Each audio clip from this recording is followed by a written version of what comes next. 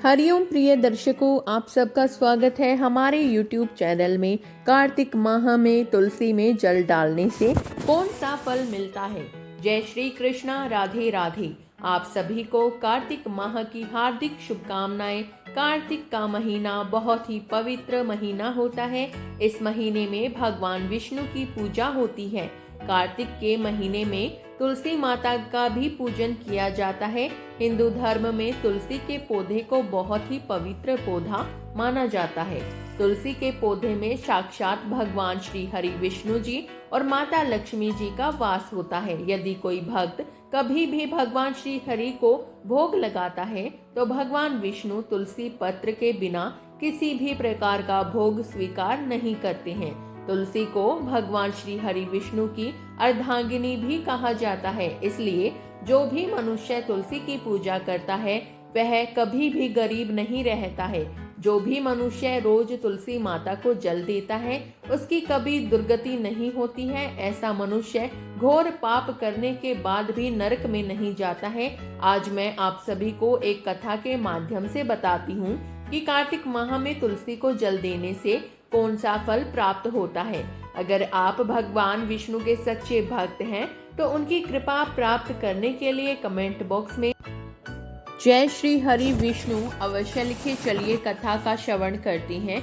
एक समय की बात है, भगवान विष्णु जी के पास माता लक्ष्मी जी आती हैं और विष्णु जी से कहती हैं कि हे स्वामी, आप तो तीनों लोकों के स्वामी हैं, आप ही सृष्टि के संचालक हैं, परंतु आप फिर भी इस तुलसी के पौधे की पूजा क्यों करते हैं? इसे नित्य जल क्यों चढ़ाते हैं? मैं इस पौधे को जल चढ़ाने का महत्व जानना चाहती हूँ। माता लक्ष्मी की बात सुनने के बाद भगवान विष्णु बोले कि हे देवी लक्ष्मी, तुलसी साक्षात लक्ष्मी जी का ही रूप है और माता लक्ष्मी धन की देवी है और आपकी नित्य पूजा करने के करोड़ों फायदे हैं जो मनुष्य को पता नहीं होते हैं। और तो और तुलसी के पौधे पर नित्य नियम से जल चढ़ाने मात्र से मनुष्यों के करोड़ों पाप नष्ट हो जाते हैं। हे देवी लक्ष्मी, तुलसी का महत्व तो बहुत है परंतु इसका खास महत्व कार्तिक मास में होता है। हे देवी लक्ष्मी, चलो मैं तुम्हें तुलसी को जल देने का महत्व बताने से पहले एक अत्यंत प्राचीन कथा सुनाता हूँ। इस कथा के माध्यम से तुम्हें तुम्हारे सारे प्रश्नों के उत्तर मिल जाएंगे, इसलिए तुम इस कथा को ध्यान से सुनना। इस कथा को सुनने मात्र से ही समस्त पापों का नाश हो जाता है। अब माता लक्ष्मी कहती है, हे प्रभु, मैं इस कथा को अवश्य सुनना चाहती हूँ, कृपया आप मुझे वह कथा सुनाइए, मैं इसे पूरे ध्यान से सुनूंगी। तब भगवान विष्णु माता लक्ष्मी को तुलसी को जल देने के महात्म्य की कथा सुनाते हैं।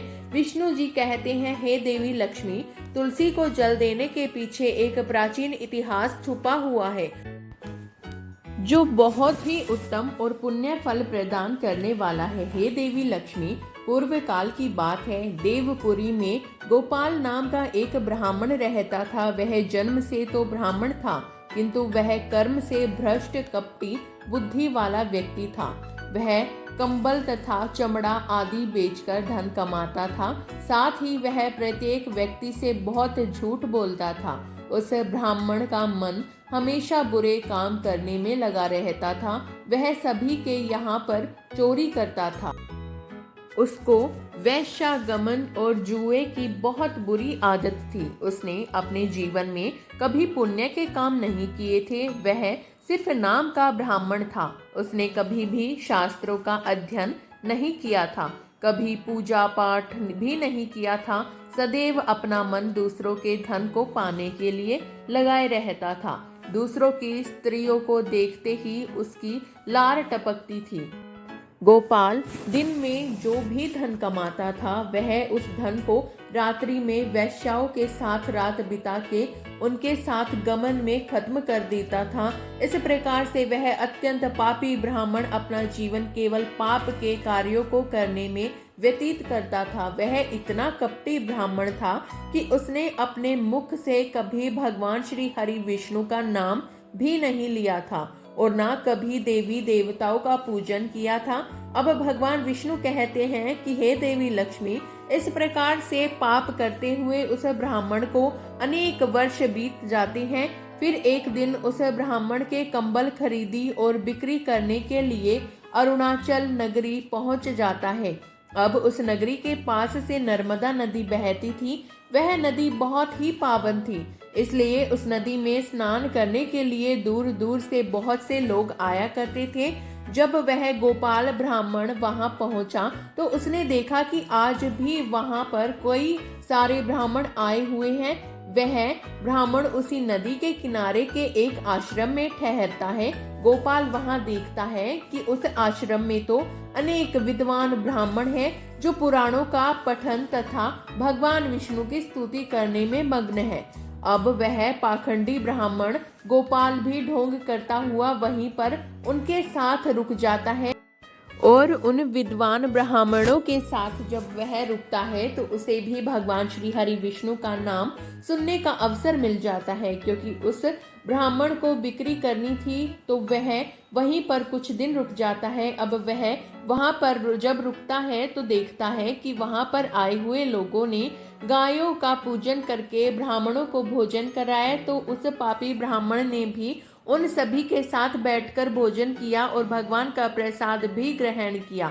भगवान विष्णु कहते हैं, हे देवी लक्ष्मी, वहीं पर उस आश्रम में एक तुलसी का पौधा था। सबको देखकर वह पाखंडी ब्राह्मण भी जाने अनजाने में ही उस तुलसी के पौधे में जल डालने जाने लगता है। वह श्रद्धा भाव से नहीं जाता था, उसके मन में कोई विचार नहीं था कि वह क्या कर रहा है। वह रोज सुबह उठकर एक पात्र में पानी लेकर तुलसी के पौधे में डालता था। उसे ऐसा करते करते लगभग 1 माह बीत चुका था। अब उस पाखंडी ब्राह्मण ने जो भी कार्य किए थे वह कार्तिक के महीने में किए गए थे। क्योंकि वह ब्राह्मण तो पाखंडी था तो उसे कुछ पता ही नहीं था कि कार्तिक का महीना चल रहा है। अब भगवान विष्णु कहते हैं, हे देवी लक्ष्मी, एक दिन की बात है जब वह ब्राह्मण आश्रम में सोया हुआ था तब उस स्थान पर एक सर्प आ गया और जब वह ब्राह्मण सो रहा था तो उस सर्प ने उसे नींद में ही काट लिया और उस पापी ब्राह्मण की नींद में ही मृत्यु हो गई। सुबह जब अन्य ब्राह्मणों ने उसे बेहोश अवस्था में देखा तो उन्होंने उसके मुख में तुलसी पत्र और तुलसी का जल डाल दिया, परंतु उसको होश नहीं आया। फिर सभी ब्राह्मणों को पता चला कि उसकी मृत्यु हो गई है। उस पापी ब्राह्मण की मृत्यु के बाद उसकी आत्मा को लेने के लिए उस स्थान पर यम के 2 दूत प्रकट हुए और उसे पकड़कर यमलोक ले जाने लगे। तब वह यम के दूत रास्ते में ब्राह्मण को ले जा रहे थे।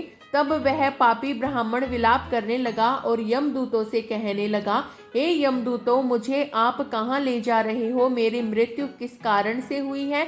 मैंने कौन सा पाप किया है? तब यमदूतों ने कहा, अरे पापी दुष्ट ब्राह्मण, तूने जन्म से लेकर मृत्यु तक बहुत पाप किए हैं। तेरे पापों के कारण ही जब तू सो रहा था तभी एक काले सर्प ने तुझे काट लिया और तेरी मृत्यु हो गई है।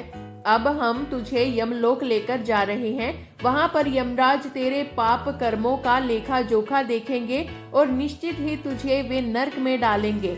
उन यमदूतों की बात सुनकर वह ब्राह्मण जोर जोर से विलाप करने लगा और उन यमदूतों से क्षमा याचना करने लगा, किंतु यम के दूतों को उस पर जरा सी भी दया नहीं आई, क्योंकि वे मृत्यु के देवता की आज्ञा का पालन कर रहे थे और वे उसे पीटते हुए यमलोक लेकर गए। जब यम के दूत उस ब्राह्मण को लेकर यमराज के सामने पहुंच गए तो यमराज के पास बैठे हुए चित्रगुप्त ने उस ब्राह्मण के जन्म से लेकर मृत्यु तक के कर्मों का लेखा जोखा निकाला और यमराज से कहने लगा, हे महाराज, इस ब्राह्मण ने तो बचपन से लेकर मृत्यु तक पाप ही पाप किए हैं। इसने कोई पुण्य का काम कभी नहीं किया। यह तो महापाप है। तब यमराज बोले कि अरे, इसे तुरंत ही मेरी नजरों से दूर कर दिया जाए और कुंभी पाप नरक में डाल दिया जाए।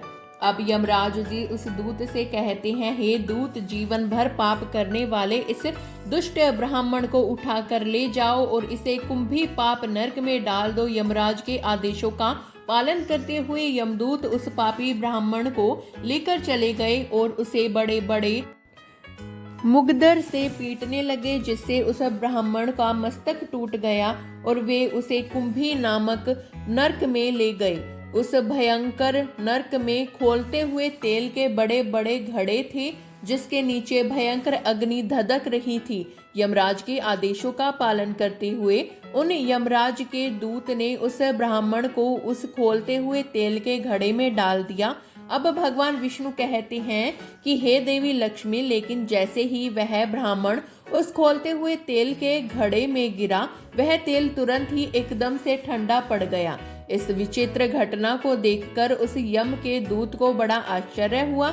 उसने सोचा कि अरे, ऐसा पहले कभी नहीं हुआ था। आज इस ब्राह्मण इसमें डालने पर यह ठंडा कैसे हो गया? उसने कितने ही पापियों को उस तेल के घड़े में डाला था। वे सभी उस खौलते हुए तेल में गिरकर छटपटाने लगते थे, लेकिन जैसे ही यह ब्राह्मण उस तेल में गिरा, तब वह तेल अचानक से शांत और शीतल हो गया। इस आश्चर्यजनक घटना को देखते ही वह यमदूत तीव्र गति से दौड़ता हुआ सीधा यमराज जी के पास जा पहुंचा। तब उस दूत को इतना घबराया हुआ देखकर यमराज ने पूछा, हे दूत, क्या बात है? आखिर तुम इतनी तीव्र गति से दौड़ते हुए क्यों आ रहे हो? फिर वह दूत कहता है, हे यमराज, आपने जिस ब्राह्मण को कुंभी पाप नरक में डालने के लिए कहा था, हमने वैसा ही किया।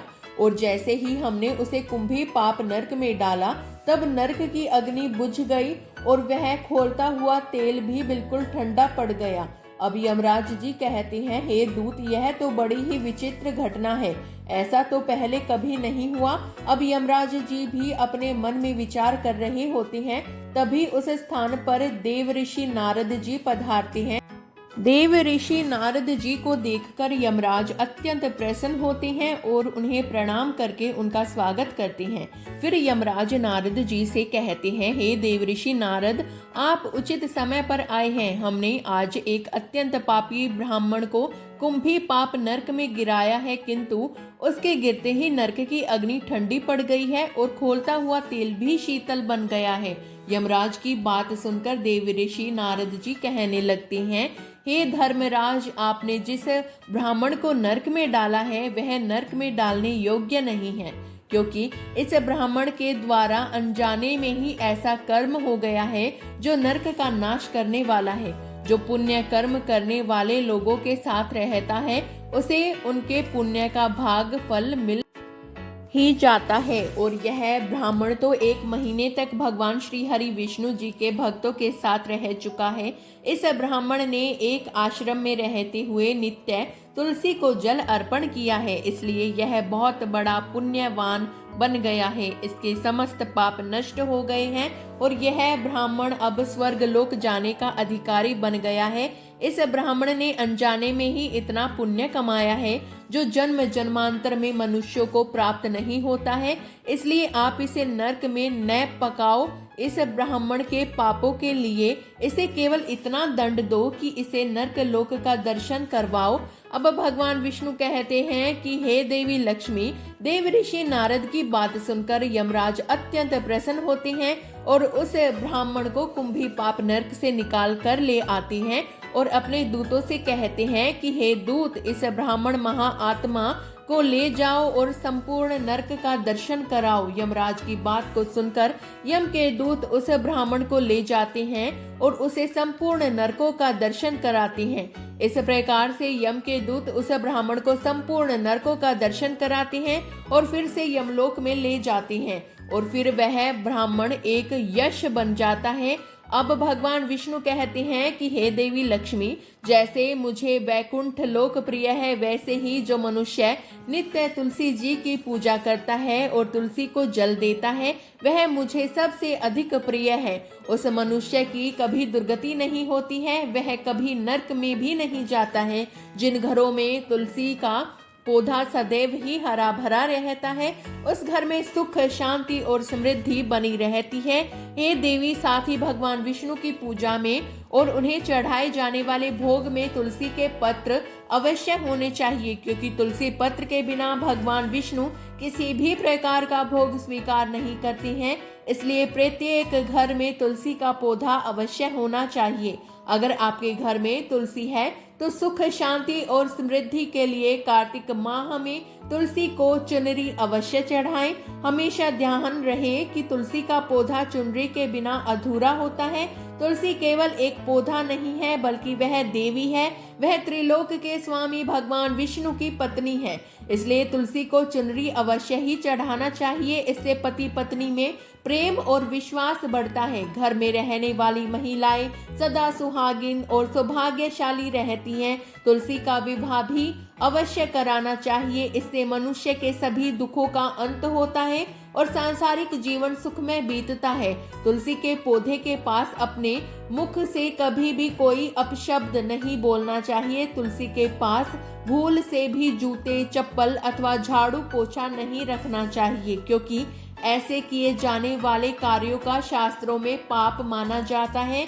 जहाँ पर तुलसी का पौधा होता है उस स्थान के आसपास आपको भूलकर भी थूकना नहीं चाहिए। तुलसी के पास जल से भरा हुआ पात्र भी नहीं रखना चाहिए। तुलसी के पौधे के पास दीपक जलाने के बाद दीपक को वहां से हटा देना चाहिए, क्योंकि तुलसी के नीचे बुझा हुआ दीपक रखना अशुभ माना जाता है। जिस स्थान पर भी तुलसी का पौधा होता है उस स्थान को हमेशा ही स्वच्छ रखना चाहिए। इसलिए नियमित रूप से तुलसी के पौधे के पास साफ सफाई का ध्यान रखें। तुलसी के पौधे में शिवलिंग और गणेश जी की प्रतिमा नहीं रखनी चाहिए। साथ ही तुलसी के गमले में अन्य किसी भी प्रकार का पौधा लगाना इसे भी अशुभ माना जाता है। तुलसी के पौधे के पास कपड़े भी नहीं सुखाने चाहिए, अन्यथा कपड़ों से गंदा पानी तुलसी के पौधे पर गिर सकता है। ध्यान रहे, तुलसी के पौधे को नाखून से नहीं तोड़ना चाहिए, इससे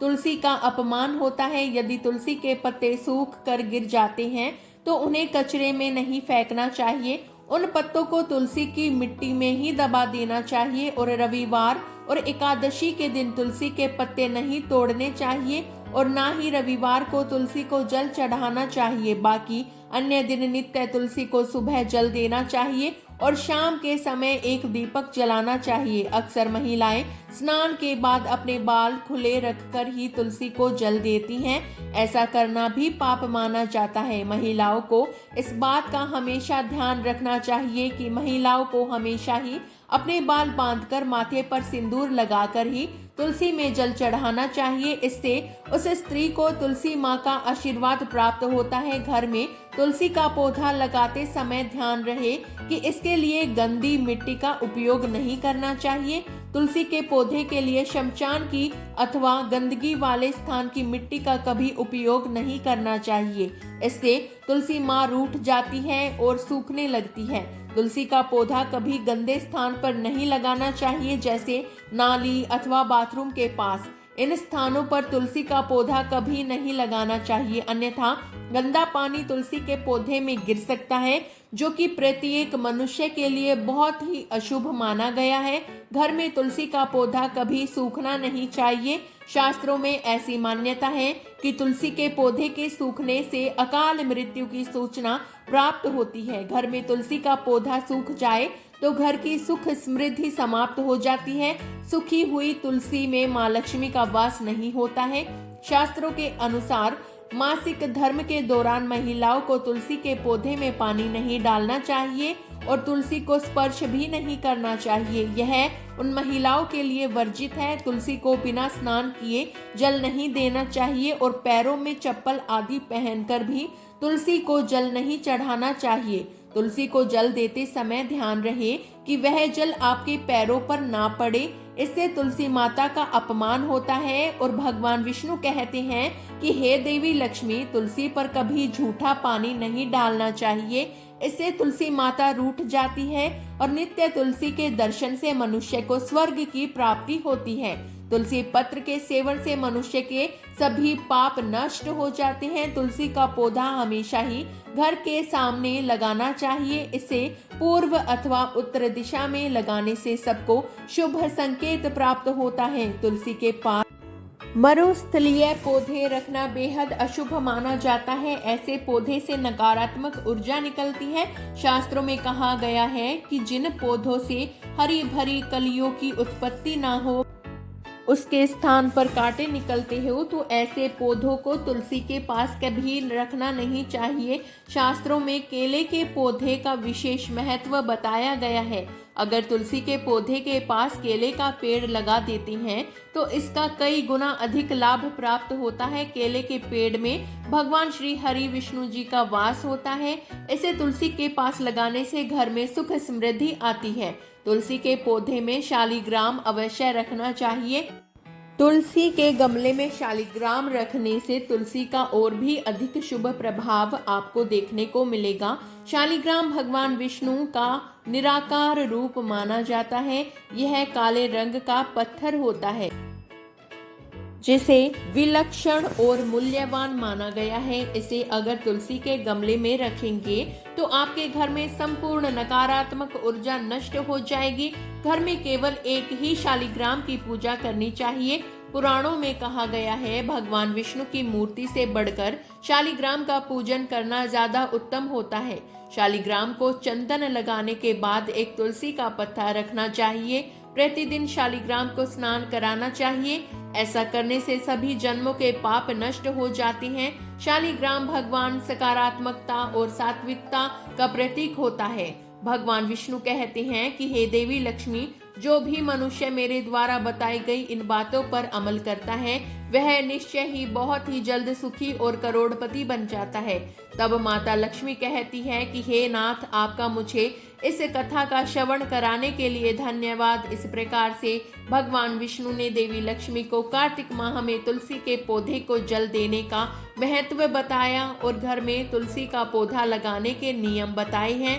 जो भी मनुष्य भगवान विष्णु के द्वारा बताई गई इन बातों को ध्यान में रखकर चलता है तो अवश्य ही उसे पुण्य फल की प्राप्ति होती है और काल भी उसका कुछ नहीं बिगाड़ सकता। आपको हमारे द्वारा सुनाई गई कथा कैसी लगी हमें कमेंट करके अवश्य बताइएगा। मिलते हैं फिर एक नई कहानी के साथ, तब तक के लिए श्री कृष्णा राधे राधे। धन्यवाद दोस्तों।